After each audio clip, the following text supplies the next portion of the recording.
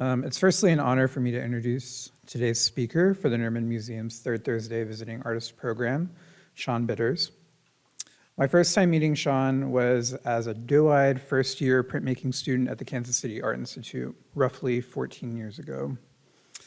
He was giving a lecture on his work, and in that moment, I walked away with 3 wonderful lessons. Number 1, screen printing is a beautiful and very versatile medium. Number 2, that it is possible to resist simple categorization in your arts practice. And number 3, that you and your work have permission to play. I would eventually study directly under Sean as a graduate student at the University of Kansas a few years later, and for the first time in my life, I had a faculty who not only understood and saw the queer ideas in my work, but was also enthusiastically excited about pushing the development of my research. To be seen is a powerful thing for a student, and it is something that I try to model my own teaching on to this day. Originally from Orem, Utah, Sean Bitters received his MFA from the Rhode Island School of Design in 2005. He is an associate professor in the University of Kansas Visual Art Department. Solo shows include Allegra La Viola Gallery in New York, New York, Swarm Gallery, Oakland, California, Open Spaces, KC in Kansas City, Missouri, Springfield Museum of Art in Springfield, Missouri, and the Hall of Awa Handmade Japanese Paper and Museum in Japan. He has also shown at Plant House Gallery, the International Print Center of New York, and the Dieu-Donné Paper Mill in New York, New York. Icebox Gallery in Philadelphia, the Michener Museum of Art in Doylestown, Pennsylvania, the Hunterdon Art Museum, Clinton, New Jersey, the Kemper at the Crossroads, the Kemper Museum of Contemporary Art, Kansas City, Missouri, and the Visual Arts Center at the University of Texas, Austin. He has been an artist in residence at Officina Stampieria, I don't know if I'm pronouncing that one correctly, in Tusa, Italy, the Atlantic Center for the Arts, New Smyrna, Florida, Franz Mosereel Centrum in Casterly, Belgium, the Hall of Awa Handmade Japanese Paper and Museum in Tokushima, Japan, and the Danish Council of Arts Residency on Hirschholm Island, Denmark. Collections include Worcester Museum of Art in Worcester, Massachusetts, Zuckerman Museum of Art, Kennesaw State University, Kennesaw, Georgia, Springfield Museum of Art, Springfield, Missouri, and Bill Arning Gay Art Collection in Houston, Texas. Everyone, please welcome Sean.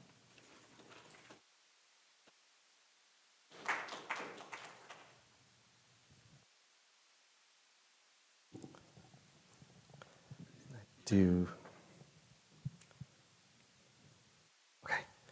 Y'all hear me okay? Okay.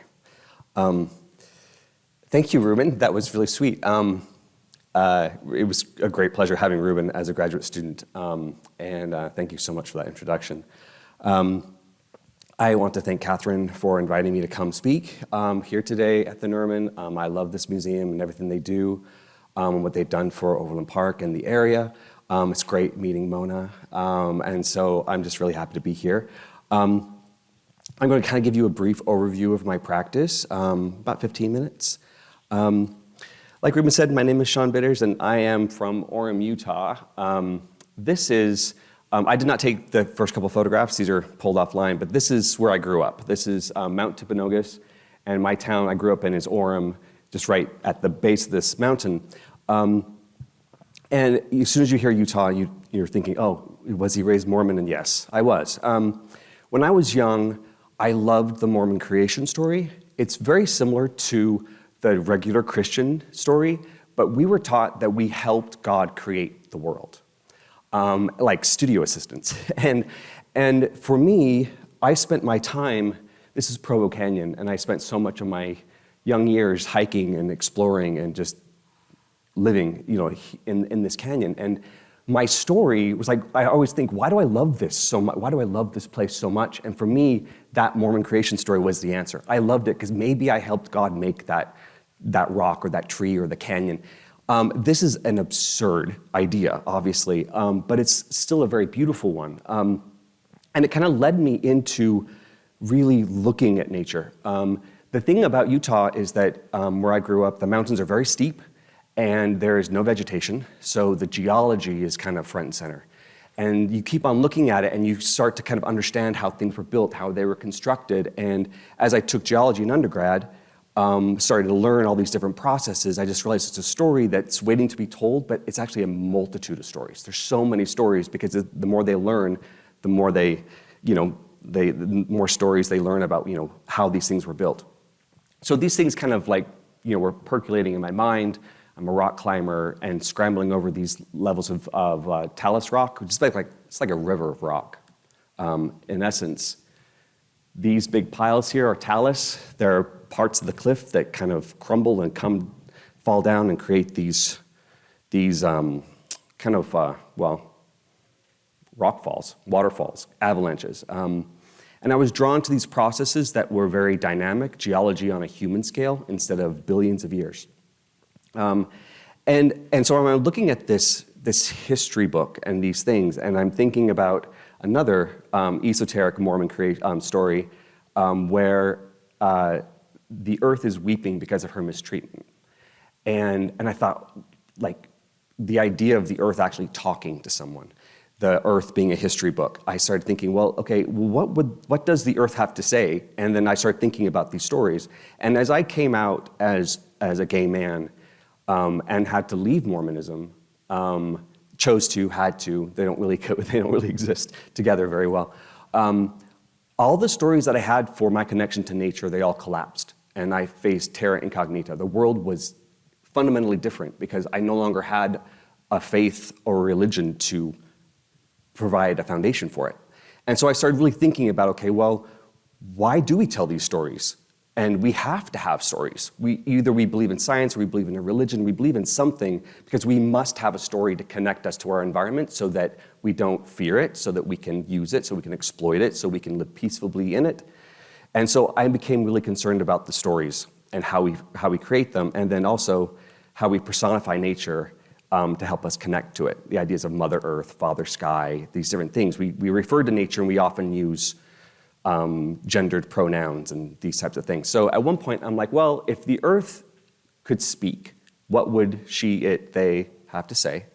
And so I created my own rock alphabet. And this is based upon some of the sharper, recently eroded rocks from those rock falls I showed you earlier. And then I made this print, this is a screen print, and I arranged it according to the alphabet song that we're all taught when we learn English. So the vowels are colored, the voiced consonants are one color, and the unvoiced consonants are another color. And then if you actually want to sing with me, it's A, B, C, D, E, F, G, next line, H, I, J, K, L, M, N, O, P. And so I kind of made this alphabet out of these rocks, and then I started to make work where the earth could be speaking.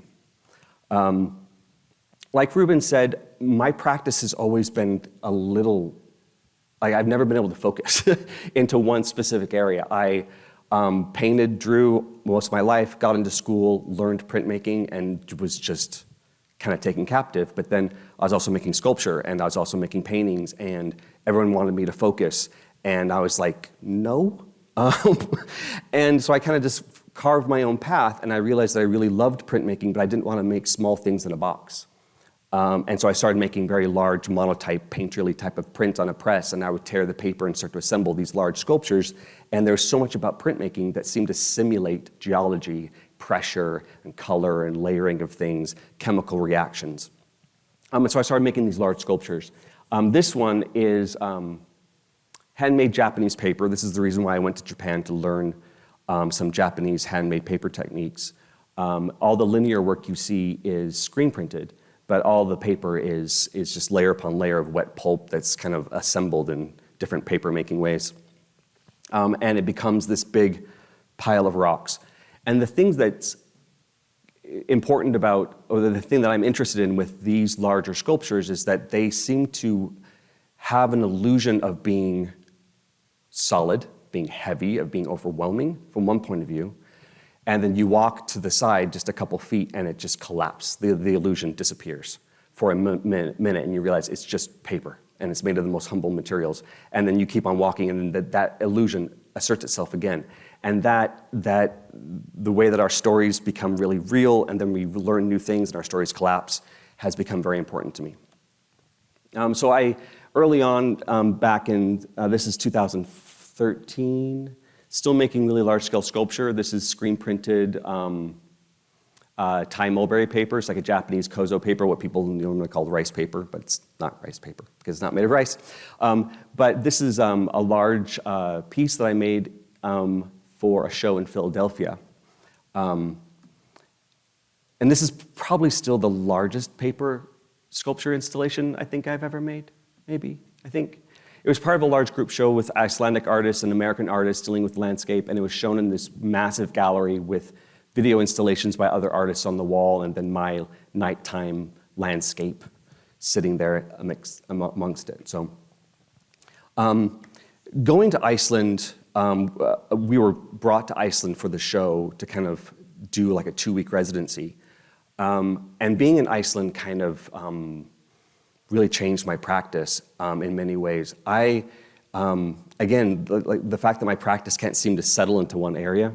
I'm a printmaker and a sculptor, but then I'm also in some ways like an enthusiastic geologist, amateur geologist. And I've chosen all these residencies that Ruben mentioned because they're in a certain location where I want to go and spend time in that landscape, drawing from that natural setting. And being in Iceland and being around these amazing volcanic formations had a powerful effect. This is a famous volcano that erupted in 2010 and shut down air traffic for a long time. Eyjafjallajökull. I said that wrong. But this massive eruption that sent dust in the air and no planes could fly. This is Laki. This is a fissure that opened up just spontaneously and erupted continuously for about 2 years and made this huge mountain. And this time became really important. This video here that someone sent me a couple years ago, will it play? Oh, here we go, please. This is a volcanic bomb. This is a molten piece of lava that gets ejected as liquid from the volcano, solidifies in midair, so it's shaped like a football or a bomb, hits the ground solid. And I was reading Anne Carson at the time, and I was reading the autobiography of Red, and in this long-form poem, she's talking about how volcanoes have voices, and they grumble and they growl, and volcanologists can identify volcanoes by their sound. And I thought, well, if the Earth is ever speaking, this is it. So I made a new volcanic alphabet out of volcanic bombs that I sought out and found in Iceland. These volcanic bombs on the right are ones I actually found. That's my foot. You can get a kind of sense of the scale. They're either this big or the size of this room. And so this is the new volcanic bomb alphabet that I made. And I've continued to kind of use this in different ways. This is a public art piece I made for Open Spaces. These are a set of my volcanic bombs, and I spread them out along a trail in Swope Park. And I placed them along this path. So there's 23 of them, and you could wander for 10 minutes and not see anything, and all of a sudden a rock would appear. And since they were flat, you wouldn't even see them until the path turned a certain way, and all of a sudden they would seem to kind of materialize and have this colorful presence, and then you keep on walking, and then you would move again, and they would vanish. And it spelled out a phrase. I won't tell you what the phrase was, but there was an app that you could download on your phone, and it would give you the key, and you could decode it as you walked. But the thing about this trail is that you can see this black tree there in the center. They are practicing burning this environment because this glade is a glade because it should periodically burn. And there's so many species that thrive off of this periodical burning. So I placed my volcanic bombs, which are normally very hot, next to these burned out trees to help people start to kind of connect with the landscape. They would see my rock, and then they would see evidence of burning, and they would start to think of maybe some type of a history. I'll go a little faster. So that piece, this was collected by the Springfield Museum of Art in Springfield, Missouri, and it will go back on their grounds when they're done with their big renovation that they're doing in the next couple of years. So moving on with those volcanic bombs, I kind of go from, I'll do a really big project, and I'll be exhausted, and I'll try to do something small to give myself a break. So I was making these small little sculptures. These are screen print and watercolor on paper. These are like little jewel case catastrophes. They're about 2 feet by 2 feet. And then they get larger. This is 4 feet by 9 feet. And it's the same thing. It is screen printing and gouache on paper. And you can kind of see a little bit of the detail. Let's see. For some reason, this video doesn't want to play. All of these shapes that you're seeing, they're all screen printed and watercolored. So I'll actually screen print, I'll draw all the shapes that I want, and I'll screen print them again and again and again, and then I'll gouache on the other side of the paper, and then I'll use the screen printed shapes and cut them all out. And I use my X-Acto knife as like a drawing tool. I'm always shifting and changing the shapes because I get bored, ADHD, I get bored. But it's like this matter of, it's one of the reasons why I love printmaking. It's about repetition. It's about, I can take these shapes, I can print them again and again and again and again and assemble them into these larger things. There's not only language in the work where you can decode what the earth is saying to you, but you can also see that there's a system and a logic, which makes you start to kind of, I'm hoping kind of leads the viewer into thinking like, oh, what story, what narrative am I seeing? What should I understand here? So again, like I said, like this practice that kind of seems to bounce all over the place, when I get really exhausted from doing something very labor intensive, I will kind of move back into drawing. And when I do a residency, then I will most residencies don't have printmaking, at least not screen printing. So I'll go back to kind of my high school practice, like what I did in high school was watercolor painting. And so I start making these little surrealistic volcanic landscapes and kind of work out certain ideas, start to arrange nature in ways that is unnatural. This is like a line of volcanoes, parallel lines of volcanoes receding into the distance as if there's an orchard of volcanoes, which then makes you think like, can we grow volcanoes? Like how would that work? What would we, these kind of sci-fi ideas where all of a sudden your stories about what nature is and can do start to shift and change. I actually just finished this like 2 days ago. This is based upon the Aokigahara forest in Japan. It's on Mount Fuji. It's called the Sea of Trees. That's what the term means. It is a massive lava flow that erupted thousands of years ago, and the trees grow into the lava formations. There's no soil. It's this really bizarre landscape, but it's also known as a suicide forest. For some reason in Japan, it's a place where people go to commit suicide. And when I was driving through this, when we were there for a study abroad program that I teach, I started thinking, well, what if the volcano and the trees were like coexisting and actually had this wonderful like symbiotic relationship? So I made this painting. This is in relationship to the Sicily residency I did, where I went to study 4 volcanoes: Mount Etna, Stromboli, Vulcan, and Vesuvius. And I got just a little bit more time. So this is kind of the more recent work I've been doing. I've been going back into large-scale sculpture, but these pieces have been were kind of my first foray into traditional printmaking. It's still not very traditional. I saw this piece, Kindred Spirits, at the Crystal Bridges Museum of Art in Bentonville, Arkansas, and all these amazing early American paintings, and no context at all about when they were painted, how we might be reconsidering the landscape, and like no new context, just like beautiful paintings. And so again, I thought, well, if nature could speak, and nature was going to speak to the Hudson River School painters who were there presenting this beautiful, virginal American wilderness, what would she say to them? And so I made this piece, and I turned a mountain in the background into a volcano, scattered my volcanic stones in the valley beneath these two. One's a painter, one's a poet. One's Thomas Cole, who I use his painting later. And I made this screen print, and I'm going to show you kind of how these are all the layers that I printed in order to create the piece. So I digitally print the painting. I remove information where I'm going to screen print, and then each of the colors you're seeing here is printed by hand. There's 40 plus colors. I don't know what I was thinking when I got started, but it was really a lot of fun. But this kind of gives you an idea of how I build them. And so I was thinking, okay, if the wilderness, the American wilderness is the virgin, maybe I should give her some agency. Maybe she should have some say about how she's going to be treated by the settlers as they stream across the American West. And I actually started taking a lot of my experiences as a gay man on dating apps, on interacting with people, and so like, well, does it have to be a woman? Maybe the virginal landscape is me. So I started kind of pulling phrases from my experiences and placing them in. I don't tell people what they say anymore because you can decode it if you'd like to. Someone got mad at me once for taking that pleasure of decoding away from them.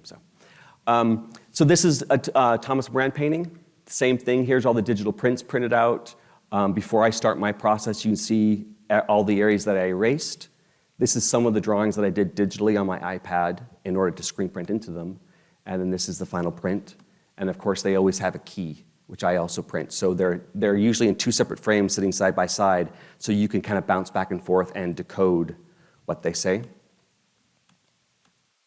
I had to show this one because it's on the card. This is The Catskills by George Innes. And this is what I did to his poor painting, called The Day of Rest. You can see back to the Icelandic volcano. This was loads of fun. And here's the key. The key is well, all of it is kind of a weird amalgam of screen printing and painting. All the variation of color you see, like hidden back there, is all a painting process that you can screen print. And then this one I just recently finished. This is a de Lutherberg painting, Philip de Lutherberg. This painting is in the Spencer Museum of Art. That's how I found it. And then I did this to it.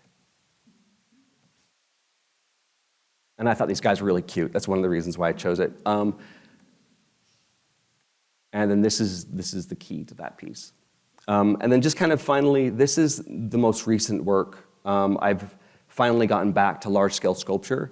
And I actually just reprinted this. I took out all the yellow and printed it orange. So I'm really excited for the new photographs of it. But I made this piece with the artist Matthew Willie Garcia. And he's also a screen printer, and we have so many similarities in screen printing and queer theory, and kind of a devotion to science, him astrophysics and me geology. And we created this interactive installation where I printed this volcanic vent, and then on the back side and on another installation of paper I made in the back, he projected all these animations. And he's dealing with this idea of portals and string theory and different dimensions. And I'm thinking about volcanic activity and destruction and creation in a way to think about how, as queer people, we're kind of always struggling with finding a safe space, a place where we don't have to fear. And I'm sorry, right now this is a really sensitive topic, as we all probably know. So this was a very exciting project, and we're actually leaving for New York in 2 days to install it at the Wasaic Projects in upstate New York. At least just this part, not the other half. But and so that's kind of that's my practice in a really quick nutshell. You can go to my website at seanbitters.com to kind of learn more. But again, I'm very excited to be here, and I'm happy to answer any questions you may have. Thank you for your attention and time. It's been such a pleasure for me to get to know our guest artist, Mona Cliff, and to learn a little bit more about her work.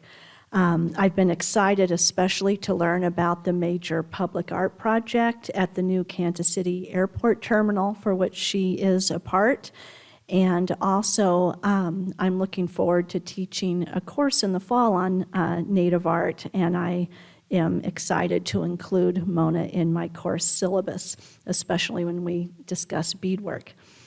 Mona Cliff considers herself a multidisciplinary artist, as she works in a wide range of mediums, but she might be most well known for her extraordinary beadwork, in which she employs traditional seed bead embroidery. Mona received her BFA in printmaking from Cornish College of the Arts in Seattle, Washington, and she currently works as a diversity, equity, and inclusion representative for the Kansas Creative Arts Industry Commission. Mona is an enrolled member of the Gros-Ventre tribe, and she focuses on indigenous artistic methods in her work, especially emphasizing how traditional arts are passed down by women intergenerationally. Please help me welcome Mona Cliff. Hello, hello. Can you guys hear me? Very well, okay. Well, thank you for having me here, and I really loved your talk, and I have so much to talk about now. My name's Mona Cliff, and I am a multidisciplinary artist. I guess through this presentation, I just kind of wanted to share a lot about the context of like how I got to the type of work that I make now. So I'm going to do like a little bit of a historical background and try to explain a little bit about Native culture. So Native America, the entire country, there's about 500 different tribes, and we have a lot of different languages and modes of expression. And I wanted to show examples of this type of beadwork that people wear in their regalia when they're dancing at a powwow. Literally, like, it's like a fingerprint for a person. It's just a way of expression, usually to kind of signify what tribe you come from. The types of designs that people wear kind of signify like what region they're from. And then there's kind of the personal notes that people add to their regalia, which is like maybe like animals that they may be drawn to, different colors that a family might use, different designs that a family might use. So here's more examples of just the different types of regalia. These are traditional, it's different dance style. There's probably about 6 different categories, but within those categories, there's regional dance styles too. So when you look at somebody and you look at their regalia, you can really tell if you're knowledgeable about that, like where they come from and what tribe they come from. So I think that Native American ways of expression, it's very personal. And so this is kind of what I chose to show you. I always tell everybody, like, if a Native can bead something, they'll beat it. Like, I mean, literally, there's like shoes, bags. It's just a way of expression. And beads were used initially as trade items when settlers started kind of encroaching on the middle of America. And so that's one of the main things that they had used with seed beads and, a lot of other different items. But what I really love about that is that Native people had taken this thing that was initially used in trade and how it's usually used in, Europe, where it came from and where it's made, and they really just expanded on its uses and how it's applied to, like, just everything. And then kind of taking those modes of expression too and just personalizing. And it's just, I think really what I love about beads is that, too, the material in itself is not necessarily a very precious material, but it's the amount of time that you put into it that really gives it that preciousness. And so that's one of the other factors. And so from 2009 until 2018, I was a stay-at-home mom. And so I kind of like to describe that era as raising kids, and then I was like in a self-imposed residency where I just focused on traditional arts, because for me, especially in my background and the way that I grew up, in the culture and like my spiritual practices, like I would be considered a culture bearer because of the knowledge that I carry with me and like how I take that knowledge and I use it within my community. And so a lot of the things that I had done was make things and make items for my family that they would take into ceremony with them. And so that was really important to me, to continue that and to share that with my kids. And so I just spent that time learning different crafts and like self-teaching, because there wasn't really a community around me that my grandmother had passed away and she was the one that had taught me how to bead. And so I learned that knowledge from her, but there wasn't anybody around who could teach me like other methods of learning, like the sewing part or making moccasins. So I self-taught myself those things, and so that's why I call it a self-imposed residency. But these are the things that I had created. Like you can see the Star Wars, so that's very contemporary. So these are the things that I beaded. And this style of beading is bead embroidery. A lot of people describe it as. So it's like a form of stitching. And it's very, very slow and very labor intensive because you're literally like stringing on like one bead at a time onto your needle, and then you have to stitch down every 2 beads. And so all of these beads that you see are stitched down like every 2 beads. And that really kind of brings that specialness to those pieces, because the way that we believe is that what you're wearing and what you put on your body or what you give to somebody, there needs to be like a good intention behind that. So you have to have like good, good energy and like put what your love into that item. And so that's really an important factor. And so like the pictures that you saw previously, it takes people like a year or 2 to create like that fully beaded cape that you saw. So like those regalias, like any color that you see, that's mostly used with beads. So when I came back to my practice in 2018, I was really searching for my voice as an artist, because I had taken like 18 years off away from contemporary art, I guess, traveling and just, whatever. And so when I came back, I really wanted to, after graduating from college, I wasn't satisfied with the materials that I was taught to use in college. Like, I really love the process of printmaking, and that was what my degree was in, because there's so many parts and layers that you have to go through. And so I think that personally myself was just really intrigued by that. And that's what drew me to beadwork afterwards, was just the meticulousness of it all. And I'm kind of one of those people where I can see something at a store and I'm like, I could buy this and like, or I could, make it myself and spend like way more. And so that's kind of the kind of person that I am, where I just want to like instead make it. And so when I came back to my practice, I really wanted to explore this idea of like generational knowledge and like identity, and how we move through this earth, and like how we use these various items to express who we are personally, because that's such a huge part of Native American culture. Is like, we believe that like when you come to this earth, you're just this unique spirit and you need to express yourself, and you're allowed to express yourself, and we give people the freedom to be who they need to be on this earth while we're here. So, I was thinking about generational knowledge and like how women pass on information from generation to generation, and like what modes of transportation do we use in expression, and like how that forms culture, and like how we use those things to like identify ourselves. So these are generational knowledge, and they kind of are in the shape of a womb. And I started doing these. Let me go to the next slide, sorry. So this was the first ones that I started doing.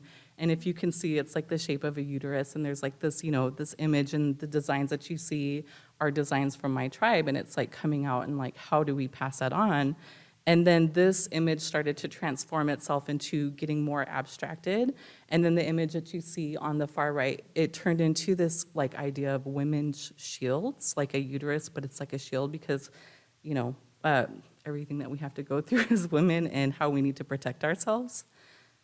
So this was like at the very beginning, 2018, 2019, when I was really trying to find my voice as an artist.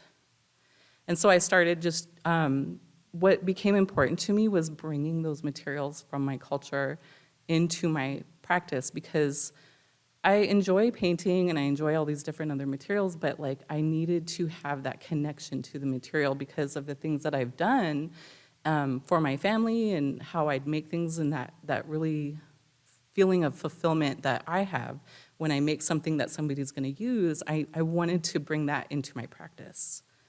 So I felt that it was really important to bring seed beads and the fabric applique, and so that's what you see on the former slide was the fabric applique. And I started exploring this idea of like indigenous futurisms. I made this QR code that scans to my Twitter, which is really weird now. So like when I made this, it wasn't weird, and now it is. So I don't know how to feel about that. But I was just trying to kind of explore the idea of like how culture changes too, and like there's these different influences, because if you look at Native culture, it's always evolving and like transitioning. And, you know, we're really taking a lot of different materials and like bringing them into the future as well. And so that's kind of what this is about. So I created this dress and this beaded piece right here to go just for this idea of like where we come from, where we are now, and then what would a future be like, or how is our culture like transitioning? And so this concept too kind of started to morph, and it kind of changed. I'll go to this slide first. So I created this for a virtual residency. I was supposed to go to Santa Fe and do residency, but we hit COVID, and so I had to stay at home, and then everybody was at home. Like my husband was home and my kids were home, and then we were going everywhere, and of course you all know like masks, and so I was literally making this at home while my kids were like doing their virtual homework. And this is also kind of a part of like my husband's a writer, and he had this concept and this idea about this like this story for this like imagined future that he had. And as he was describing it, I started thinking about like how people would take these materials with the same type of knowledge that they still carry, so like generational knowledge, but how would they apply that to what they have available to them? And so I was like in the junkyard, and I was tearing apart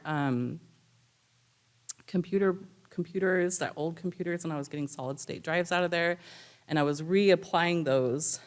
So you see this is a hide scraper that normally, you know, you'd have to scrape hides with, but it has a solid state drive piece on her. But the wood that you see is actually reclaimed wood from the tornado that went south of Lawrence, which was really scary.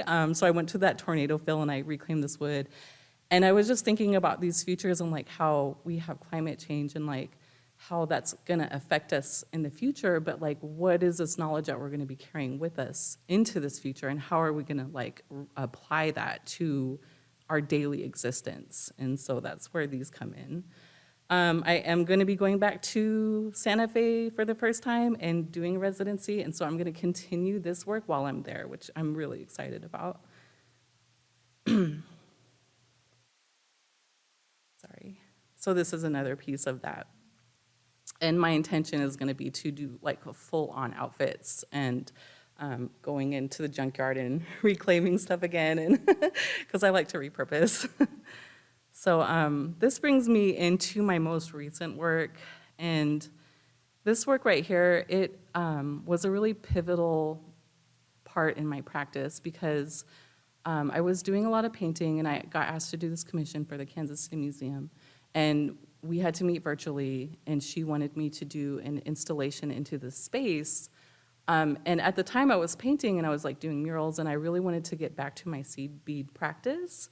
And so we were discussing like what other artists were doing, and she had mentioned that another artist was using reclaimed wood from the actual grounds, and that had sparked an idea in my head that I really had been thinking a lot about, is our connection to nature. And with Native American culture, like a lot of spiritual connections, we have this idea that we're not any better than the things around us. We're equal to that. It's kind of like, it doesn't go like God, man, then animals and everything else. It's like we live in this kind of circular relationship with the trees and animals and just everything. They're considered like our relatives. And so when I was discussing what we were gonna do, this concept came to me about honoring trees, and like, for me, it was very special because I wanted to convey that they're very important and that we should, you know, really be trying to make that connection and understand like the importance of them and honoring them too. Because when we use seed beads, like I had said before, you know, we make things for people, and it's not necessarily the materials that we use, but it's the intention behind that. And a lot of times in our culture, we do a lot of gift giving. And so we'll like create beadwork and then we'll give it to somebody. And it's that intention behind that, like that gift that we have in honoring that person. That's what we want to convey. And so that's kind of the concept that I had started with on these pieces. And so I was wanting to honor that wood. It's a half sawed piece of wood. And then the more I had spent time with this, and as I was working through it, there's two large pieces. When I was creating this isn't stitched. So I had went through different, researching different methods on how different cultures apply seed beads to objects, and I had settled on this one where I was using beeswax. And so that kind of tactile approach to making this work was really important, how it kind of eventually ended up. And so this is the same slide, sorry, but you see a different viewpoint. So that really was the intention, my intention was I just wanted to explore also my own connection to what the earth, what's happening on the earth, what surrounds us, and that's really how I was approaching this at first, because you spend so much time with this, and really the process of getting that wood ready was really important to how I was relating to that wood, to that piece, and seeing the different grooves and the different just the really small details. And using seed beads are so small, and I really like that intricateness of also the idea that one individual bead, you add them all together, eventually they all come together and make something that you're able to share. That too is really important in this work. And so also the nature of the seed beads, I'm kind of obsessed with them. So as I had already done that work and I was working through it and I had spent so much time making it, it took me about 6 months to make those two pieces. I kind of flowed into this other idea and approach to the work where I started seeing these almost like a topography emerging in the work, especially when I take the beeswax and I warm it up and I'm able to kind of sculpt it. It's very intuitive, the process as I'm working, I'm looking at what's happening in the different grains and I'm trying to relate to that and kind of have a conversation with that piece.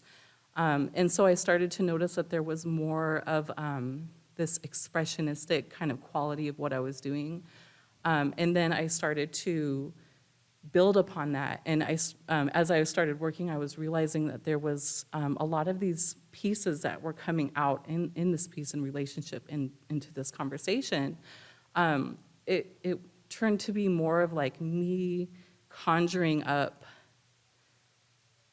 kind of memories of my own and the travels that I've had across the United States and just these experiences, and that's kind of what this turned out to be. So it's very topographical, and it looks very, and anybody who looks at it, I really enjoy that they kind of bring their own viewpoint to it. They take away from this piece whatever it is their experiences are and how they see it and how they relate to that piece. And so, yeah. So here's a detail of that. Sometimes I wouldn't even know where it was going to end up. I didn't have an idea about what the shape was going to be like. It just kind of kept unfolding, and it was I was, like I said, intuitively working. But it was at a speed that I really enjoy because it is expressionistic, but in my head, I'm going 200 miles a minute, I have 50 tabs open, and it's really nice to be forced to slow down and really take, and making these decisions. I really enjoy about this process is because I can make decisions at a slower pace. And the nature of these materials, with the beeswax, which is underneath, that's what keeps those beads on there. Once you place those beads on that beeswax, you can bring them up, but it's very messy and you just don't want to do it. And so I describe this work too as kind of a trust fall with myself as an artist, because I need to make a decision and place those beads on there and just kind of leave it and work off of what I've already done.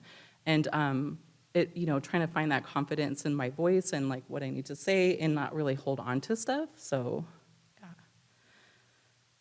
This is a piece, this was from my studio, in process. As you can see, kind of right up in the corners, you can see bits of the beeswax that I had like built these shapes. This is a piece that's for the airport. And when I had approached this work, I wanted to kind of bring together different areas of the Kansas landscape because I really kind of wanted art that tied to Kansas in a way. But also the beautiful, sunsets that we have and sunrises and the subtleness of the landscapes too is what I really kind of wanted to convey. And so it kind of brings all those together and mushes it around. And so this is 3 different separate pieces, and it's about 17 feet. Oh, I'm sorry.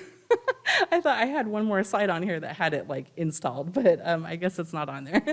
So anyways, it's at the Kansas City Airport and B51, and that's the gate. So yeah, thank you guys.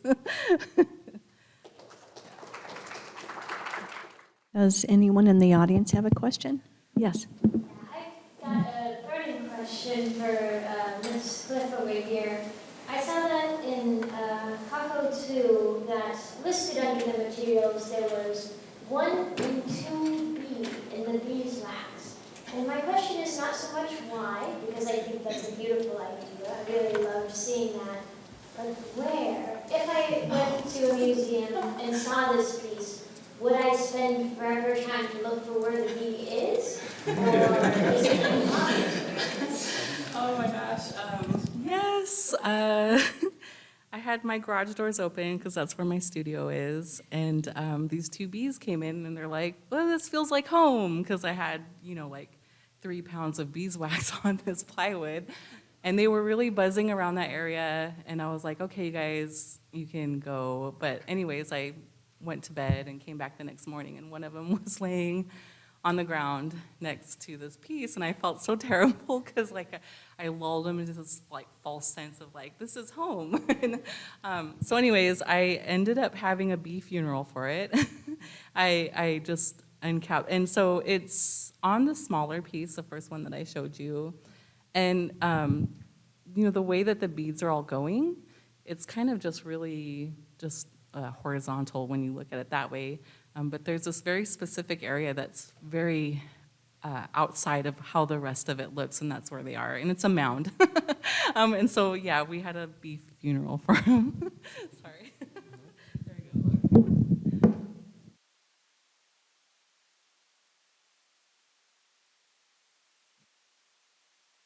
So I've got a question for both of you.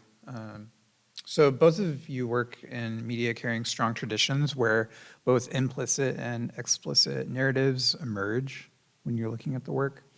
Additionally, both of you have really strong traditions that were part of your upbringing as well, and that really kind of comes through in the work itself.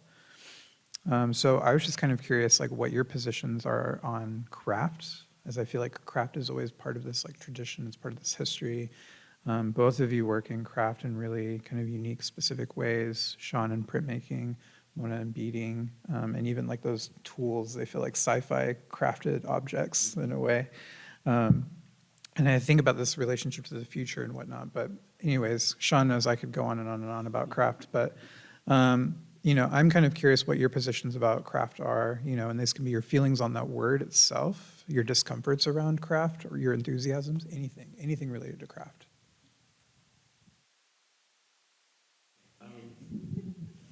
There's a, and as Ruben and I have talked about a lot in the past, there's a hierarchy that's immediately evident when you say craft.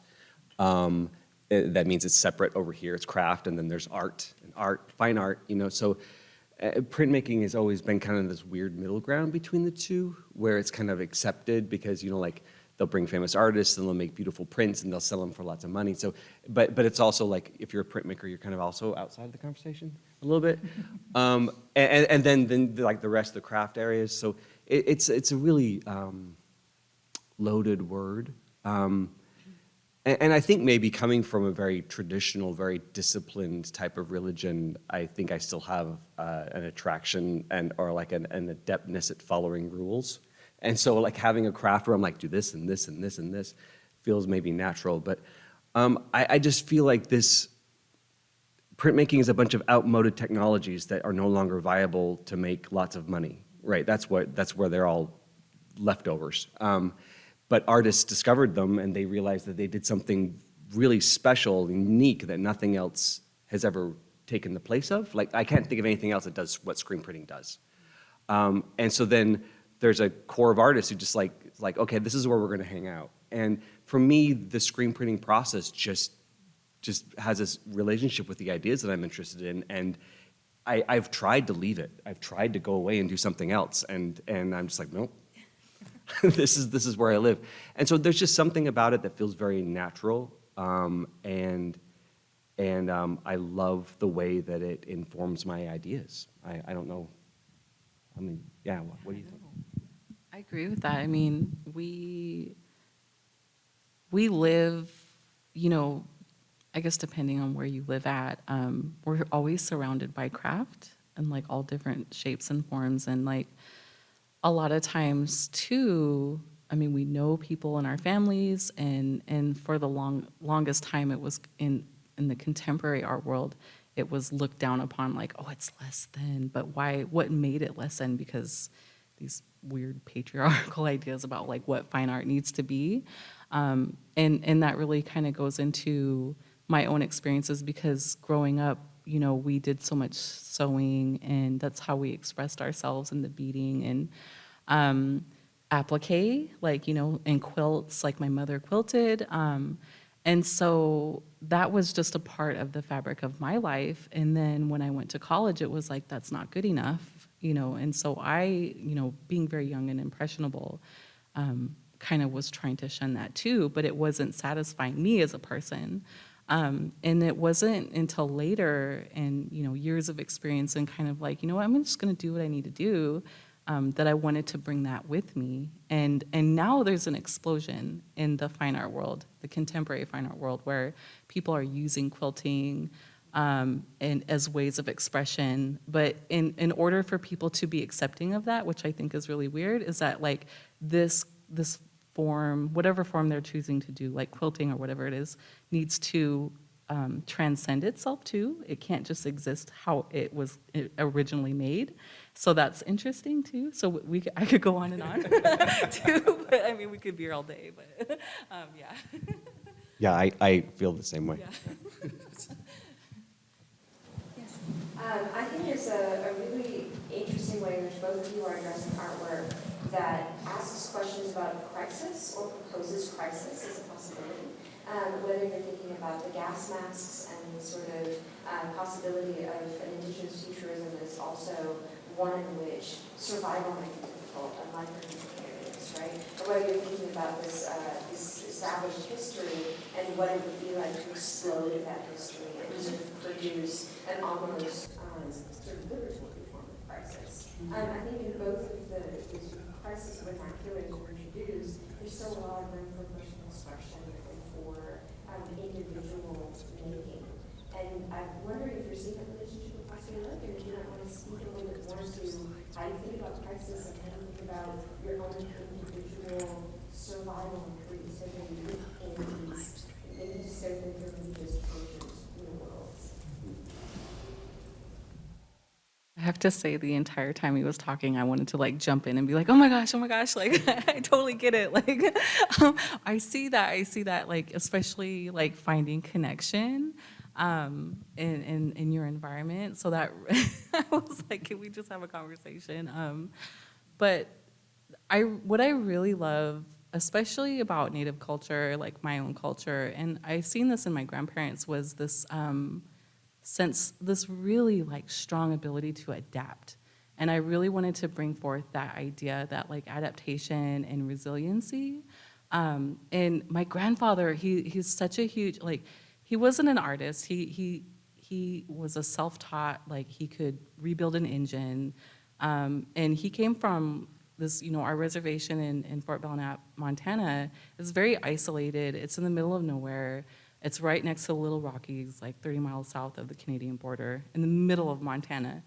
And so the world that he came from, there was like this sense that you just had to do it yourself. You had to figure it out.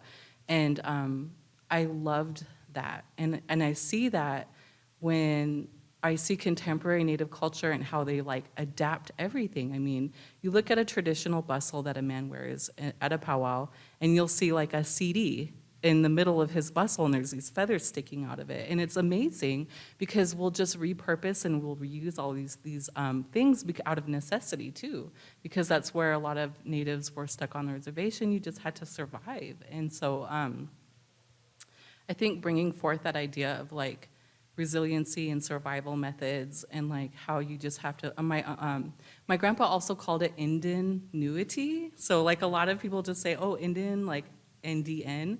But he called it like ingenuity because there was just this way that we like, you just had to figure it out to survive. Yeah. And so. Yeah, I think as an educator, because we're always like having to justify the arts, you know, like and the fact that the arts are like universities are becoming more corporate and like, you know, you just want to get through, get your degree, and get a job, right? And so like, you know, what role does creativity play in that? And creativity is an element of survival. You know, this ability to look out in the world and say, all right, this is what I have left. You know what I mean? This is what's happened. How am I going to make it through this next bit? And then that ability to be creative in order to survive. I think from my point of view, I think that, you know, I'm a child of the 80s and 90s, and growing up in Utah, there's always this sense of doom of like, as soon as I say the wrong thing, I'll out myself. And then how am I gonna, which I actually did a couple times. And so there's always this personal sense of like, oh no, like any minute, like what's gonna happen? So I feel like I've kind of internalized a lot of that. I'm attracted to volcanoes. They're just messy and they're beautiful, and I love it. But I know it's kind of a cliche, but like the fact that they are incredibly destructive, but then our planet would not be livable without volcanism.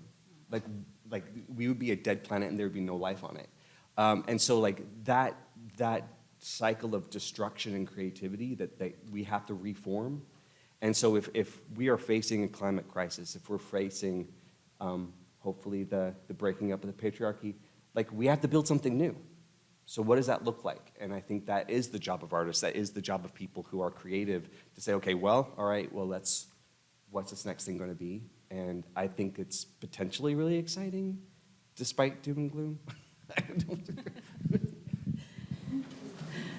was another one.